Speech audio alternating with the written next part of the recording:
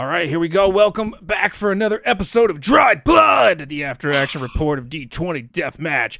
We've got Brandon the DM, we've got KarimCheese, K-Boom versus Ignazio. What a hell of a fight. How are you guys feeling about the battle? Feeling good, man. Feeling good. I had a great time. K-Boom ended up turning out to be the love of my life, and I didn't even know it. Yeah, well, K-Boom has that effect on people sometimes. K-Boom never had a lot of love when he was a child, so he tries to, externalize that love by growing attachments with other people. So, lost my family when I was very young due to an arson accident that is definitely not my fault legally. So, I try to make up for my sins or mistakes or the events that happened in my past by meeting new people and getting them to fall in love with me and buy my merchandise. Well, you know what they say, love comes in small packages. Speaking, how's your sack, by the way? It's non-existent right now. I'm probably going to go to a cleric. Yeah, I'm still trying to pull out the pieces. It's not good. Got that javelin in it, ready to toast that like a marshmallow. Yeah. Oh my god. I'm sorry. I had to get really low to hit that one too, man. Like I needed to I almost like when you shoot pool on a table, I had to corner pocket in water and like put some English on it. Crazy.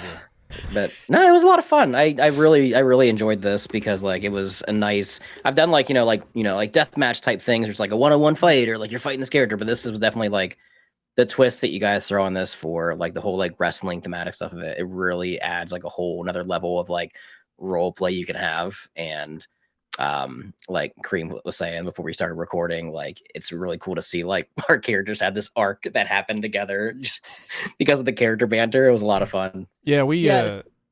Oh, go ahead. It's very soap opera-y. It's fantastic. Like we get this full-on drama that we've got going on that gives us the depth of your characters, that gives us feeling. I mean, I know Ignazio was raging the whole time, but there were other emotions available too that were here.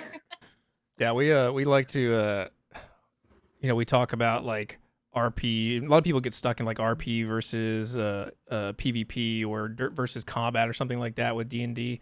That's one thing we really like about running the show is that we can prove that you can do both at the same time, and in a lot of cases you can tell more of a story in 2 hours with two people than sometimes you do in an entire one shot. You can get way, and sometimes it's just fun and you just have good times. But we've had plenty of ranges of emotion of like people being very serious, very funny, very dramatic or sad here, and like it's just a nice format to do whatever you want without worrying about the rules too much because the theatrics, the WWE kind of ness to it is really just because 5e is not balanced, and it just works better if you just don't take it so seriously. Oh yeah. So hopefully you guys had fun. I want to know, what was your favorite part? Brandon, we'll hit you up first. Oh boy. My favorite part? Any part, like maybe. Total? Oh my total. Gosh. Any of it. Maybe you got to cast a spell you were really excited about, or I think I have two. I think just one in general was just, I guess, the chemistry that me and Karim had, just back and the forth, like just the banter, the talk, like the little relationship we ended up having. But the ending speech, like when he was dying, and I like slid down the mountain and held him and still tried to show him the NFT I made him. The ending sequence was great. As for move, I loved the killing fireball was cool, but I loved when I cast Cloud of Daggers, Misty stepped away, rushed forward, had him in Cloud of Daggers again, and then shocked him. Because it felt like that was just like that was a good move to come back from the break. So I like that move as well. I liked that it was even though it's kind of fun and it isn't like necessarily balanced for PvP, that it was a super meta move to like cast that cloud and then run back and then go again. Like total dickish. I loved it.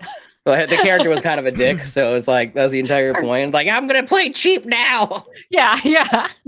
It was the best kind of play. This is chess right here. I loved it. I love that.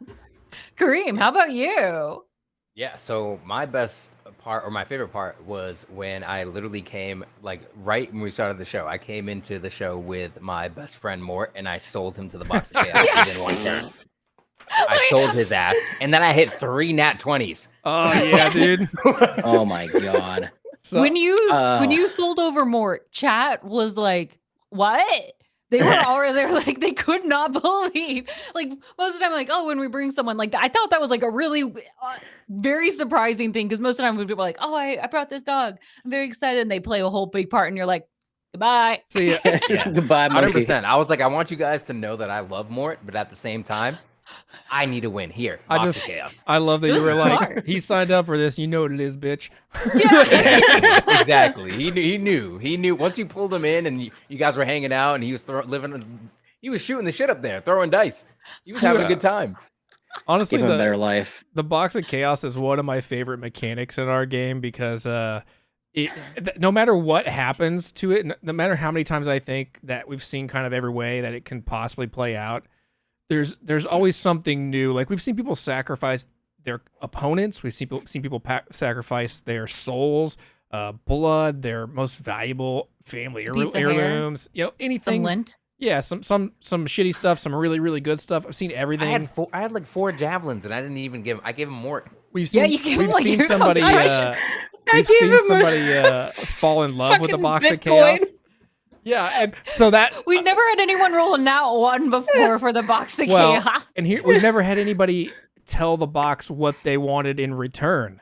And so the second you were like, they go for 50,000 a piece, my brain was instantly like, oh, you already named your price then. Like, I'm like, I've never gotten to do that. And then I nat 1 and it just locked itself. Yeah, so Fire. he was thinking about it inside. Gerald was inside like, I don't know, I'm gonna be a bit dick about it. And he just, never mind. Just bolts the door. No one's here. I can only imagine that him like his hand come through and just just locks it. Yeah. literally, and then it just slithers back in. Well, that sucks. I love it. Just every time I think we're done, like with Box of Chaos firsts, we're just not. And it's been 3 seasons, almost a year of death matches, and we still are having people do new things that just spur on creativity, which is so much fun. I think it also reminds us how important failures are because failures tell such good stories. Oh my God, yeah. The nat 1 was perfect. When Ignazio missed almost every beginning hit. Every single one. And then I hit nat 20s and everybody's screaming. I'm like, what is a nat 20? It's everything. It's an automatic. So we should. Want it. I just thought it was. I prayed into the void for a nat 1 on you that even box. called it. I was like, I did. I'm like, please give me a nat 1 because it was so poetic it had to be because K-Boom is 100% just a sleazy fucking salesman that's just trying to make a quick buck. Yeah, that's all he is. He's just a shill. So for him to give practically a Bitcoin to this box and it just lock itself on him, I was like, that makes sense. Yep, absolutely. I wouldn't have it any other way. And I think it should be mentioned that that we were talking about the nat 20s, and you're like, I don't know what these are. Karim, for the accolades at home, if they hadn't caught on, this was your first time. Well, not your first time playing D&D. You said you'd played once as a kid, but like the first time you've really played in at least most of I your really adult sat down. life. People told me the rules. Like I didn't just watch. Like for the most times when I was a kid, I played. But then my tattoo artist who does all my tattoos, they do D&D in the tattoo place on Fridays. So nice. I get to go. Yeah. That's so cool. I've been like. I'm lucky to have that relationship with him, so I can go to the tattoo parlor and just tatting people up, and we're playing D&D. Which is funny as hell. That sounds amazing. If you're ever on the East Coast, Boston, let me know. It's awesome. But yeah, it's awesome. We had beers, and it was so great to see it all and see their role play and see them actually embody their characters. And and I just love D20 because D20 was a great spin on it. I didn't have to spend 7 hours, 8 hours just hanging out. It's an hour and a half. I loved it. It was sweet. You guys are amazing, and I had the greatest time. You're amazing ever playing this. It was amazing. Let's not be cheesy. It was great, man. You guys did a great job. I'm glad we finally got you on to have on, and because we're just trying to get as many people to play with us as we can, and then obviously we've known each other at least a little bit since Mixer days, way back. So it's good to have you and play with you and actually get to do something on stream with you. And then Brandon, we haven't known you a super long time, but we met you and played with you as you play tested for your stuff, and super fun to play with you. So we were like, we have to have you on the show. As soon as you messaged me, we're like, hey, you want to do this thing? And I was like, yeah, absolutely. yeah. I'd be stupid to say no. That's so fucking cool. So, because I've seen your guys' stuff floating around on the internet and stuff. So, and I've always thought, I was like, oh, that's pretty cool. And then you're like, hey, we do D20. I'm like, Yes, I'm playing. Can I play a heel? Can I please play the sleazy asshole? Can I please let me play that guy? It was, And that's it was a blast. That's something that Mocha and I have always loved about this is it's our chance to play with as many amazing people that we've always wanted to sit down and play with, like to have this. And we could do ridiculous things. I mean, that's always the benefit of one shots too, anyway, but especially in a platform like this, you can have ridiculous, huge characters. And this is the place, even if you would find out like, I actually really love this character, even if they're an awful person, right? This is a great place and a great way to figure out like, who are they? What kind of person are they? Now I can take them out because I know the kind of things they say. I know how they interact in battle. Like this is such a great playground for characters to thrive. And it's just ridiculous. I want to talk for a second about that ending, the double death. Oh. How do you feel about the water weird coming up and denying you the victory? I loved it. K-Boom did not. However, Brandon the DM 100% loved it. Because in K-Boom's mind, he was like, "Oh my god, no, Ignazio! Oh, this sucks. Hey, everybody, I can get rich now." And then he died, which is a tragic ending for him, even though he's a shill. But me, as soon as like I ran down, like he was, Ignazio was unconscious in the water, ran over, picked him up. And me as a person, I knew I'm like that water weird is still there. This is gonna be fucking hilarious. So that's when I slid down. He's just there holding poetically. And as soon as you were like, "So the water weird," I'm like, "Yes, yes, please." I had to do it. Like normally, if there's a monster or something, we call it off at the end, and like it gets unsummoned or whatever. But yeah. Like the Turkey Dragon. With the cryptocurrency shield, I was like, this is just too it's just too perfect, it's too good. And honestly, we've never had like a double death before, where I don't believe anyway. We had one time where they both were going to die because of a fireball, and then instead the Grandmaster merged them into one body, and then they were not happy about that. There was enough that was left over that I just pushed them two together. That's the price. You want to live? Deal. I'll give you a chance to live. But I think you love each other that much. Here's your life now. I think it's the first time we had both people die at the end, and I was like, "Yeah, we haven't done it." And I want to. So good.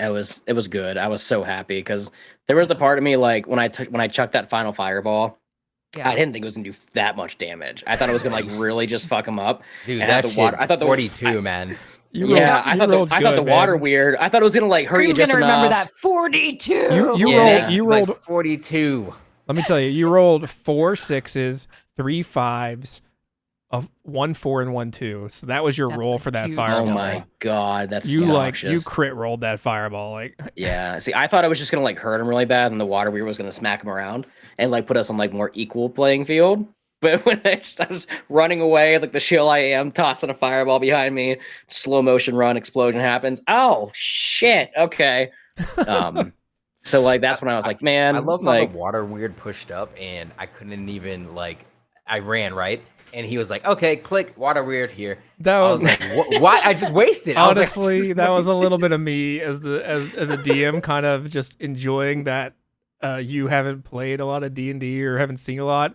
Just the fact that I'm like, oh yeah, you can disengage and run away, like if you don't want to get hit. I mean, you know, you're like, it's gonna cost my whole point. I was like, oh, that's great, awesome. Like I can cover the distance. And then he goes, all right, water weird here. It was gonna attack you whether you ran or didn't run anyway. So, but it was for me. It was a little bit of the meta side of me being like, this will be funny. No, it was funny. And you're like, I run 40 feet. I'm like, funny. He's 60 feet. He just boom. Okay, it was funny. I like how I was angry the entire game, right? Mad, savage. And then at the end, I ended up professing my love for K-Boom before I bit the dust. It happens, man. It's that last moment tells you what's important. 100%. As soon as you like, I didn't want to throw that lance at your sack, man. It's quote. I didn't want to murder you with a fireball. I just wanted to hurt you really, really bad. But we're gonna make some official T-shirts. I didn't want to put that lance through your sack, man. Oh my god. Sorry. Yeah, when you started going into that speech, I knew I was like, this is my opportunity to slide in, and hopefully some stupid shit will happen, and it did. And I couldn't be happier that you finished things the way that you did. It was perfect. I love it. Great music, by the way. Great music. Oh yeah, it propelled the whole speech, by the way. Shout out to Epidemic Sound for music. Yeah. Oh yeah, I got a whole folder of slow jams, death music. Some we got organized here.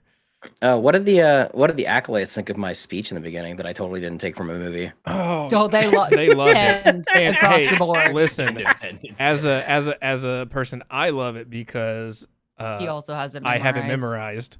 And Nice. if you go back and watch, I'm mouthing along with you because I love that speech, and it's it's my favorite. And I used to do it on That's stream why I all asked the time for what tips. the realm was, because I plan on doing it. And I was like, I have to replace United States of America with whatever the realm is. I was like, the void. The void works. Yeah, dude, that was perfect. That was like, oh, I was like, this is so good, thank you, because I love that speech. It's just so funny. He has the most random stuff memorized. That's it. Kung Fu. Gladiator. What's that movie? Kung Pao. Gladiator. Yeah. Kung Lots of Pao's random so things. good. I love Yeah, Kung Kung Pao. Pao. I was gonna say, I am bleeding. That means Okay. I am the victor. I almost said that when he hit me with the fucking javelin the first time. I'm gonna count to 5, and if I hear one more freaking squeak, now I know that we need to have a Kung Pao watch party with all of us, since I know you all Oh appreciate my the movie. yes. when I was gonna die, I was like, what would somebody who died say? And then I remembered the movie Kung Pao, and I was like, my favorite member of NSYNC is Harpo. And then I was gonna die. I would have lost I this think shit. there's a Harpo. If not, there should be. So here, Save that for your next death match, okay? so here are Yeah, my got options. you. Hey, take the claw to the face, roll around and die. Oh my And this god. man's like, wait. Well, remember when he's when he's like, wait, you're not dead. Oh wait, you're not dead. When he's running through, he's like, Yeah. and he's running through the woods, and everybody's like almost dead, but he's like, oh, you're not Back dead. and Okay, and then forth. he keeps running to everybody. Surely he goes went like, blow. Yeah, over and over. yeah, Oh. he just goes for like an hour, dude. It was hilarious. Dog. Swinging a chain. Just reverse the capture method and free. Taco Bell. Product placement with Product Taco Bell. placement, Taco Bell. Chorito nacho burrito. We could. This is just Okay, we can this is say just that's all turned you into a need. Kung Pao You into the stop. fist It's a podcast. reference it. All right, Oh if you my guys God. haven't watched Kung Pao, go watch it.